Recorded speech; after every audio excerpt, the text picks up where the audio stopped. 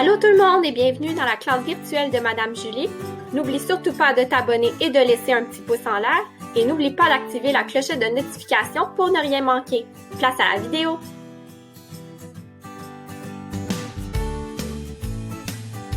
La société athénienne est une société très hiérarchisée. Plusieurs groupes sociaux y coexistent. Toutefois, ce ne sont pas tous les habitants d'Athènes qui ont les mêmes droits et les mêmes devoirs. Certains peuvent participer à la vie politique, alors que d'autres n'ont absolument aucun droit. Les citoyens forment le groupe social ayant le plus de pouvoir dans la cité-État. En effet, ils sont les seuls à pouvoir participer aux débats et à voter les lois qui sont appliquées dans la cité. Puisqu'ils sont les seuls à avoir le droit de posséder des terres, certains d'entre eux sont très riches et font partie des familles aristocratiques athéniennes.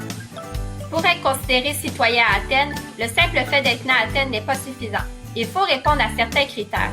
Être un homme adulte, c'est-à-dire être âgé de 18 ans et plus, avoir un père citoyen et une mère fille de citoyen, avoir terminé son service militaire et être libre, c'est-à-dire ne pas être un esclave.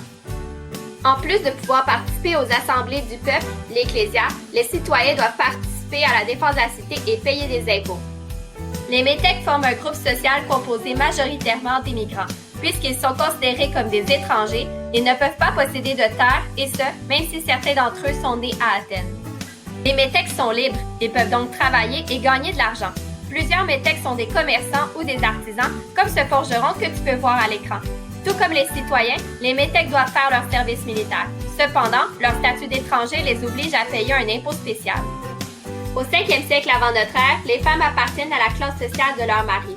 La femme d'un citoyen est donc considérée comme une citoyenne, mais n'a pas le droit de participer à la vie politique. Toute sa vie, la femme est considérée comme une mineure. Elle est donc sous la responsabilité d'un homme que l'on appelle son tuteur. Les femmes passent la majorité de leur temps dans le gynécée, qui est une section de la maison réservée aux femmes et aux enfants.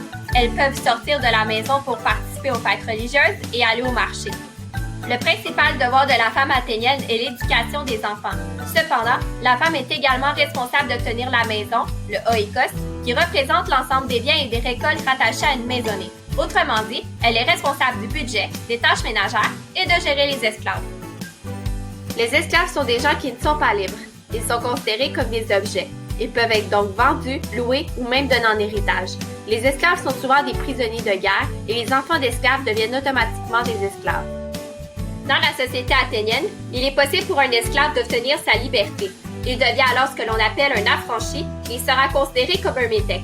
Il sera libre, pourra travailler et gagner de l'argent, mais ne pourra pas posséder de terre ou participer à la vie politique. Voilà, c'est ce qui conclut la leçon d'aujourd'hui. Pour en savoir plus, tu peux visiter les sites internet listés dans la barre de description. À bientôt pour une prochaine vidéo.